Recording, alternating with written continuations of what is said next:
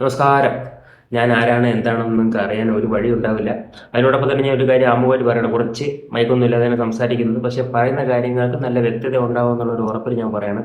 കുറച്ച് ദിവസം, ഇനി അങ്ങോട്ട് കുറച്ച് ദിവസം എൻ്റെ കുറച്ച് കഴിഞ്ഞ 2-3 മാസത്തെ ഒരു വിശേഷങ്ങളായിട്ട് ഞാൻ നിങ്ങളുടെ മുന്നിലേക്ക് എത്താൻ പോവുകയാണ്. എൻ്റെ പേര് പ്രദീപ്, തിരുവനന്തപുരം ജില്ലക്കാരനാണ്. ഓഗസ്റ്റ് 15-ാം തീയതി ബിഗ് ബോസ് സീസൺ 8 ആക്ടിവേറ്റ് തുടങ്ങാൻ പോവുകയാണ്. ആ ബിഗ് ബോസുമായിട്ട് ബന്ധപ്പെട്ട എൻ്റെ ഒരു ലൈഫ് കഴിഞ്ഞ 3 മാസം എൻ്റെ ഒരു ലൈഫാണ് ഞാൻ നിങ്ങളോട് അപ്ഡേറ്റ് ചെയ്യാൻ പോകുന്നത്. ആൻഡ് ഇതിലൊരു സസ്പെൻസ് ഉണ്ട്. എനിക്ക് ബിഗ് ബോസിൽ അവസരം കിട്ടിയോ ഇല്ലയോ എന്നൊക്കെ ഉള്ളത് നമുക്ക് അവസാനത്തെ എപ്പിസോഡിൽ റിവീൽ ചെയ്യാം. അതിനോടൊപ്പം തന്നെ നിങ്ങളെ മടുപ്പിക്കാത്ത കഴിഞ്ഞ 2-3 മാസത്തെ കൗതുകപരമായിട്ടുള്ള വിസ്ഫോടനജനമായിട്ടുള്ള കുറച്ച് കാര്യങ്ങളാണ് ഞാൻ നിങ്ങളോട് സംസാരിക്കാൻ പോകുന്നത്.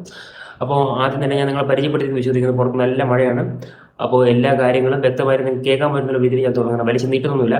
അപ്പോൾ ആദ്യമേ തന്നെ നിങ്ങൾക്ക് ഇവൻ്റെ സംസാരം കൊള്ളാം, ഇവനെ കേൾക്കാമെന്ന് തോന്നുകയാണെങ്കിൽ നിങ്ങൾക്കിത് കേൾക്കാം. അല്ലെങ്കിൽ ഇതിൽ വെറുതെ എന്തിനാണ് നമ്മളെ സമയം കളയെന്ന് വെച്ചാൽ അപ്പോൾ തന്നെ നിങ്ങൾക്ക് സ്കിപ്പ് അടിച്ച് പോകാം. ആൻഡ് നിങ്ങൾക്ക് എന്ത് അഭിപ്രായങ്ങൾ വേണമെന്ന് പറയാം, ഒരു കുഴപ്പമില്ല. കാരണം നിങ്ങളിൽ ഒരാളാണ്, നിങ്ങളാണ് ഞാൻ. ഓക്കെ. അപ്പോൾ കഴിഞ്ഞ സീസൺ ബിഗ് ബോസ് സീസൺ 7 കഴിഞ്ഞപ്പോൾ തന്നെ അത്യാവശ്യം എല്ലാ സീസൺ കാണുന്നത്, അതായത് മലയാളത്തിലെ എല്ലാ സീസണും ഞാൻ മൊത്തമായിട്ട് കാണുമെന്ന് പറഞ്ഞാൽ അതൊരു കള്ളതായി പോകും. ബട്ട് ബിഗ് ബോസ് മലയാളം തുടങ്ങുന്നതിന് മുമ്പ് തന്നെ ഹിന്ദിയിലും ബിഗ് ബോസ് കാണുന്നത്, അതായത് ശ്രീശാന്തിൻ്റെ സീസണാണെന്നുള്ളത് ഞാൻ ആദ്യമായിട്ട് കണ്ടത്. അപ്പോൾ അതിനുശേഷം സിദ്ധാർത്ഥ് ശുക്ലയുടെ, അതിനുശേഷം ബിഗ് ബോസ് തമിഴ്, അതിനുശേഷം നമ്മൾ 2018 എനിക്ക് ഏറ്റവും ഇഷ്ടപ്പെട്ടൊരു സീസണാണ് സാവുമോൻ്റെ.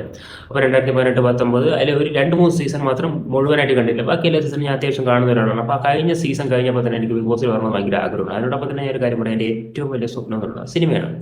അപ്പോൾ സിനിമയിലേക്ക് പല പല കാര്യങ്ങൾ ചെയ്തൊന്നും നടന്നില്ല, ക്ലച്ച് പിടിച്ചില്ല എന്നൊക്കെ വേണമെങ്കിൽ നിങ്ങൾക്ക് പറയാം. പക്ഷേ അതാണ് സത്യം.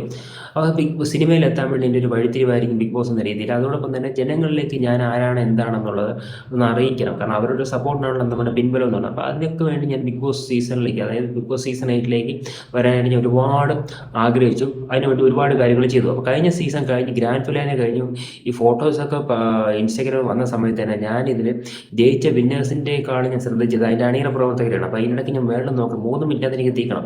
കാരണം അത് വീഡിയോ കൂടുതൽ ലെങ്ത് കയറ്റാൻ പറ്റില്ലല്ലോ. അപ്പോൾ ഞാനതിൽ അണിയറ പ്രവർത്തകരായിട്ടുള്ള മാക്സിമം ആളുകളെ ഞാനിങ്ങനെ ശേഖരിച്ചിട്ട് അവർക്ക് മാക്സിമം ഞാൻ മെസ്സേജ് അയച്ചു. ആലോചിക്കണം, കഴിഞ്ഞ സീസൺ തീർന്ന 2-3 ദിവസം ആയതേ ഉള്ളൂ.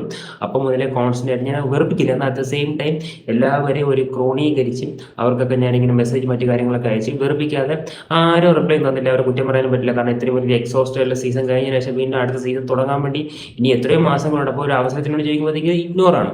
അപ്പോൾ അതിനിങ്ങനെ മാസങ്ങൾക്ക് ശേഷം ഒരാളെ എനിക്കിങ്ങനെ പറഞ്ഞു തന്നു, ഹായ് ബ്രോ, ഇങ്ങനെ കോമണേഴ്സിന് വേണ്ടി ഇപ്രാവശ്യം ഒരു ഒരു ഒരു ഷോ പോലെയാണ് ഇവർ തീരുമാനിച്ചിരിക്കുന്നത്. അപ്പോൾ നമുക്ക് ഷോയോ, അതെന്താടാ? പിന്നെ എനിക്ക് ഭയങ്കര കൗതുകമായി, എന്താണ് ഈ ഷോ? അപ്പോൾ അത് നമുക്ക് അടുത്ത എപ്പിസോഡിൽ പറയാം.